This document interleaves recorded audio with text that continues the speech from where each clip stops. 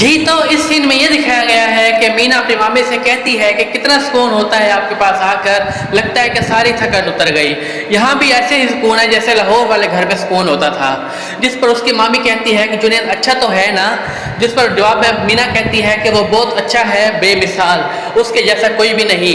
जिस पर मीना बाद में कहती है कि मामू कहाँ रह गए, 1 घंटा पहले फ़ोन किया था, कह रहे थे कि आ रहा हूँ, अभी तक नहीं आए। इस पर मामी कहती है कि तुम्हारे आने की खबर सुनकर इतना खुश हुए कि तुम्हारे पास इतनी चीज़ें लेने गए हुए, अभी आते ही होंगे। जिस पर मीना कहती है कि जी मेरे मामू जैसा तो कोई भी नहीं हो सकता, वो बहुत अच्छे हैं, हत्ता कि जुनैद भी नहीं, उसे तो ये भी नहीं पता कि मुझे क्या चीज़ें पसंद है और क्या नहीं। मीना अपनी मामी से इसरार करती है कि अगर कोई घर का काम पड़ा है तो मुझे बता दे, मैं वो कर देती हूँ। उसकी मामी कहती है नहीं रहने दो, तुम आप मेहमान हो, छोड़ो, कोई काम नहीं, मैं खुद कर लूँगी। मीना इसरार करती है तो उसकी मामी कहती है कि छत पर कपड़े सूखे हुए हैं, वो जाकर उतार दो। मीना उस छत पर चली जाती है। सफीना बाजी जुनैद को कहती है कि हाँ जुनैद, इतनी देर लगा दी, अब का सब कुछ कैसे होगा।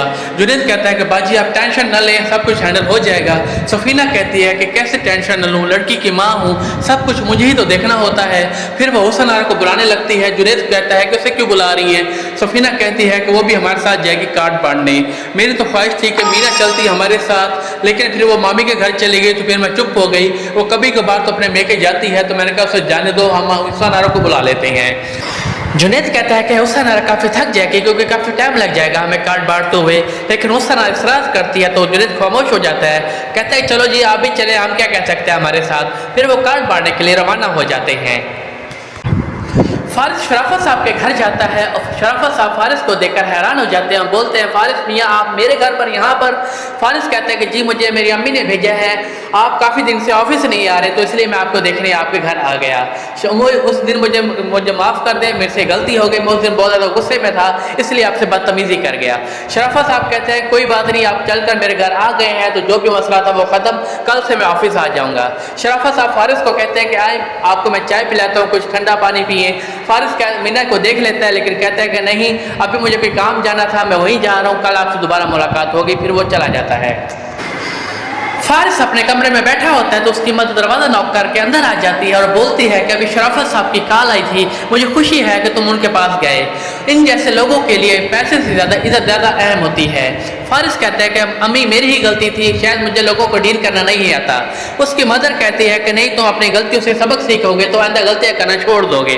फारिस कहता है कि वो मुझे चाय पीने के लिए फोर्स कर रहे थे लेकिन मैंने उनके पास चाय नहीं पी। उसकी मदर कहती है कि इसमें कोई ऐसी गलत बात तो नहीं थी, तुम दोबारा चले जाना तो उसके पास चाय पी लेना।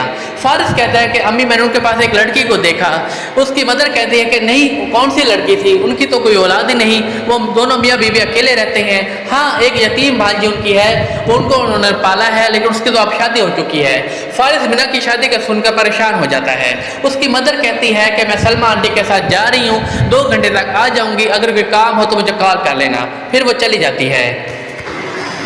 मीना जुनैद का इंतजार कर रही होती है। उसका मामू कहता है कि बैठ जाओ, आ जाएगा जुनैद, अब तो वैसे तुम्हारा घर शादी वाला है, ऐसे कामों में देर तो हो जाती है।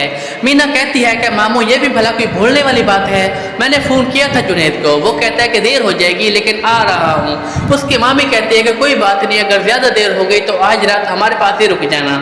मीना कहती है कि नहीं मामी, नीदा की शादी के बाद आकर रुकूंगी, अभी मैं नहीं रुक सकती, अभी घर में बहुत ज़्यादा काम होते हैं और सुबह वैसे भी मैंने जुनैद के साथ ऑफिस जाना होता है।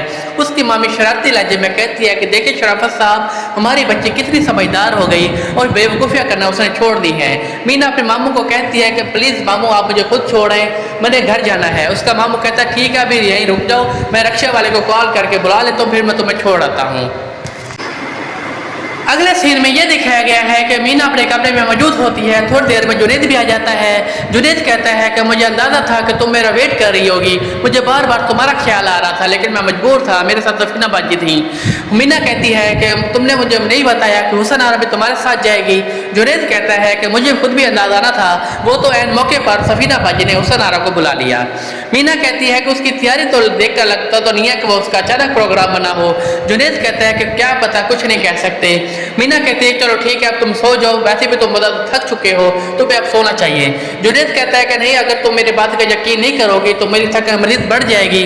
मुझे पता है कि सफीना बाजी तुम्हारे साथ बहुत बड़ी ज्यादती कर रही हैं और तुम बहुत कुछ बर्दाश्त कर रही हो, तुमने मेरी खातिर अपने आप को बदल भी लिया है। मीना कहती है कि जुनैद मैं सब कुछ बर्दाश्त कर सकती हूँ, बस अब तुम मेरे साथ कभी मोहब्बत करना ना छोड़ना।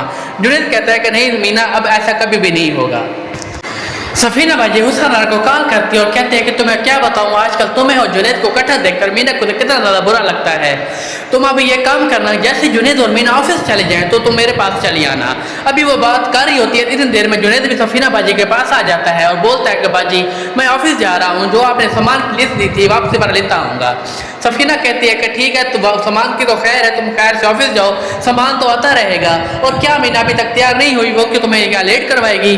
मीना कहती है कि नहीं सफीना बाजी, आज मैं ऑफिस नहीं जा रही, जब तक निदा की शादी नहीं हो जाती अब मैं घर पे रहा करूंगी, ऑफिस नहीं जाऊंगी। ये सुनकर सफीना बाजी का मुंह उतर जाता है। वो कहते हैं घर के काम तो मैं और हुसन आरा देख लेंगी, हुसन आरा बहुत अच्छे काम संभालती है। मीना कहती है कि नहीं, ये मेरा घर है और ये जिम्मेदारी भी मेरी है, जब तक निदा की शादी नहीं हो जाती तो मैं घर के काम देखूंगी और किचन वगैरह मैं देख लेती हूँ। मीना किचन में सेटिंग कर रही होती है, इतनी देर में निदा भी वहीं आ जाती है। सेटिंग को देखकर निदा कहती है कि मीना मामी ये तो आपने बहुत अच्छा किया, सब सामान वापस अपनी जगह पर रख दिया।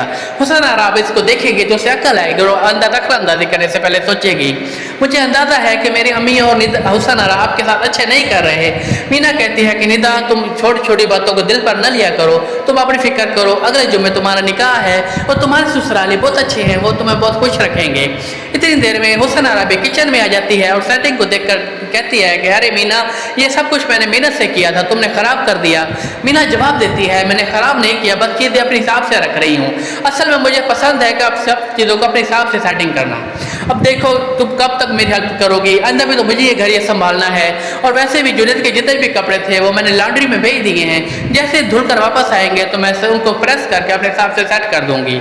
मीना का रवैया देखकर हुसन आरा वहां से चली जाती है। फारिस अपनी अम्मी से पूछता है कि आपने फिर पता किया शराफा साहब से उस लड़की के बारे में, वो लड़की कौन थी? उसकी मदर कहते हैं कि हाँ मैंने शराफा साहब से पूछा था, मेरा अंदाजा दुरुस्त साबित हुआ, वो उनकी बांची थी मीना, उसकी शादी यहीं कराची में हुई है। फारिस कहते हैं कि अच्छा मीना वही हुआ जिसका डर था। उसकी मदर कहती है कि क्या मतलब, क्या हुआ, किस बात का डर था? अब तो मुझे प्लीज ये ना कह देना कि तुम एक शादीशुदा लड़की में इंटरेस्टेड हो। फारिस प्लीज, मैं बहुत ज्यादा खूबसूरत लड़की को जानती हूँ, तुम देखो तो सही। फारिस कहता है कि नहीं अम्मी प्लीज, मैं जो नहीं देखना, बड़े मुश्किल से मुझे कोई लड़की पसंद आई थी, वो कुछ अलग सी थी। उसकी मदर कहती है कि अब तुम शादीशुदा लड़की के पीछे पड़ गए हो। उसके फारिस कहता है कि अम्मी प्लीज आप कुछ बायोडाटा तो चेक करें उस लड़की के बारे में, कुछ पता तो करें कि कौन उसका शौहर है, कोई हाई फाई तो नहीं होगा, क्या करता है, उसका बैकग्राउंड का क्या है। तो उसकी मदर कहती है कि हमने क्या करना है उसका बैकग्राउंड जानकर। रिदा भी तो है, सलमा आंटी की बेटी। रिदा का नाम सुनकर फारिस कहता है कि अम्मी प्लीज, फिर वो उठकर चला जाता है। उसकी मदर कहती है कि क्या नई मुसीबत आ गई है। मीना निदा के पास होती है, उसको चूड़ियां पहनाती है और बोलती है कि तुम्हारा निकाह होने वाला है, काशिफ और उसके घर वाले बहुत अच्छे हैं, वो तुम्हें बहुत ज्यादा खुश रखेंगे। निदा कहती है कि मीना मामी मुझे बहुत डर लग रहा है, मुझे ये सब कुछ झूठ और फरेब के अलावा कुछ भी नहीं लगता। मीना कहती है डरो नहीं, अच्छा सोचो। इतनी देर में ये दिखाया जाता है कि शकील साहब अपने बेगम सफीना बेगम की तस्वीरें उतार रहे होते हैं। सफीना बेगम कहती है कि शकील साहब मुझे ऐसी तस्वीर उतारो जिसमें मैं पतली और लंबी लगूं। शकील साहब कहते हैं कि भाई ये कैमरा है, जादू की छड़ी तो नहीं। इतनी देर में हुसन आरा भी वहीं आ जाती है। हुसन आरा को देखकर सफीना बेगम खुश हो जाती है और कहती है कि माशाल्लाह हुसन आरा तुम बहुत ज्यादा खूबसूरत लग रही हो। फिर दोनों इकट्ठी होकर निदा के कमरे की तरफ चली जाती हैं। मीना को सफीना बेगम कहती है कि भाई मीना लड़के वाले आ रहे होंगे, तुम बाहर जाकर इंतजाम देखो। फिर वो निदा को कहती है कि तुम क्या 24 घंटे मीना के साथ खड़ी रहती हो, ये चूड़ियां तुम्हें हुसन आरा भी तो पहना सकती थी। निदा कहती है कि अम्मी आप 24 घंटे मीना मामी के खिलाफ ही रहती हैं। सफीना बेगम चुप हो जाती है। सफीना कहती है कि अरे भाई निदा, अभी मैं तुम्हें एक बात समझाने आई हूँ, मेरी बात कान खोल कर सुनो। निदा कहती है कि जी बोलें। सफीना कहती है कि काशिफ बहुत सीधा साधा लड़का है और तुम्हें ऊपर से पसंद भी करता है। ऐसे लड़के जो होते हैं अपनी बेगम को 24 घंटे नीचे लगे रहते हैं और उसकी हर बात मानते हैं। अगर तुम मेरी बातों पर चलोगी तो अपने घर पर राज करोगी, वरना तुम मेरी तरह दर बदर जिंदगी में भटकती फिरोगी। निदा कहती है कि अम्मी ये कौन सी वक्त है ऐसी बातें करने का। सफीना कहती है कि यही तो वक्त है, अगर तुम आज से ही अपने ससुराल वालों को दबा कर रखोगी तो पूरी जिंदगी राज करोगी। अगले सीन में ये दिखाया गया है कि काशिफ बारात लेकर अपने घर वालों के साथ जुनैद के पास आ जाता है।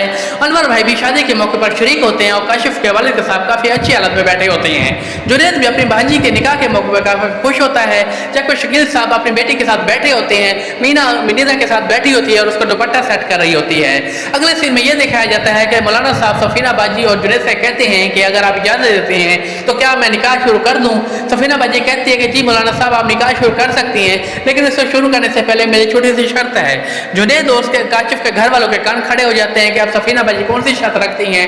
सफीना बाजी कहती है कि जो फ्लैट हमने निदा को दिया है उसमें सिर्फ काशिफ रहेगा, ना उसकी बहन किरण रहेगी, ना उसके वाले साहब रहेंगे। जुनैद कहता है कि बाजी आप ज्यादती कर रही हैं, ये कौन सी शर्त आपने अजीब रख दी। उसके काशिफ के वाले साहब कहते हैं कि कोई बात नहीं बहन, अगर आप ये शर्त रखना चाहती है तो हमें मंजूर है, हमें कोई एतराज नहीं, आप निकाह शुरू कर सकते हैं। लेकिन इतनी देर में जय मुगैया शुरू हो जाती हैं। अनवर साहब भी कहते हैं कि सफीना ये तुम ज्यादती कर रही हो, ये तुम अच्छा नहीं कर रही। ये सब बातें सुनकर काशिफ गुस्से में आ जाता है और कहता है कि मुझे ये शर्त कबूल नहीं। वो निकाह से उठकर वो जाने लगता है। सब लोग उसे रोकने की कोशिश करते हैं लेकिन वो नहीं रुकता। तो अनवर भाई भी कहते हैं उसके वाले साहब को, वलीद आप अपने बेटे को समझाइए। उसके वाले साहब कहते हैं कि हमें को तो एतराज नहीं था, लेकिन अब काशिफ नहीं निकाह करना चाहता तो हम क्या कर सकते हैं। सब लोग जो होते हैं वहां से उठकर चले जाते हैं। हुसैन आरा की माँ और सब लोग सफीना बाजी को मुर्तद इल्जाम ठहराते हैं और कहते हैं कि तुम्हारी शर्त की वजह से निकाह न हो सका। वो लोग उठकर चले गए और तुम्हारी बेटी ऐसे ही खाम खा बदनाम में हो गई। सफीना बाजी कहती है कि अगर वो लोग चले गए हैं तो क्या हुआ, मेरी बेटी खूबसूरत है, एक से एक रिश्ता मिल जाएगा। शकील साहब भी पहली दफा सफीना बाजी के खिलाफ बोलते हैं और कहते हैं कि सफीना तुम्हारी वजह से मेरी बेटी को आइए देखना पड़ा। निदा इस मौके पर बेहोश हो जाती है और सब लोग उसकी तरफ मुतवज्जो हो जाते हैं। जुनैद को बागी बंग डॉक्टर के पास जाता है और उसको लेकर आता है। डॉक्टर साहब कहते हैं कि परेशानी की कोई बात नहीं, शॉक की वजह से ये बेहोश हो चुकी है, अभी मैंने इंजेक्शन लगा दिया, अभी होश में आ जाएगी। दूसरे सीन में यह दिखाया गया है कि जुनैद काफी दुखी हालत में बैठा होता है और सोच रहा होता है कि आज जो सफीना बाजी ने किया वो बहुत गलत किया और उसकी वजह से निदा को ये दिन देखना पड़ा। इतनी देर में सफीना भी वही आ जाती है। जुनैद जो होता है सफीना के ऊपर काफी गुस्सा होता है, कहता है कि बाजी आपने कौन सी शर्त रख दी, अगर ये सब कुछ करना था तो मुझे पहले बता देती ताकि मैं काशिफ उसके घर वालों को बता देता और उन्हें एतराज भी ना होता। सफीना उसको फिर लड़ाई के मौके पर डट जाती है और कहती है कि जुनैद रहने दो, जुनैदा जो है वो मेरी बेटी है, उससे ज्यादा मुझे क्या किसी का भी नहीं हो सकता। यहीं पे और यहीं पे इस एपिसोड का इख्तिताम हो जाता है। नेक्स्ट एपिसोड देखेंगे हम अगले वीक।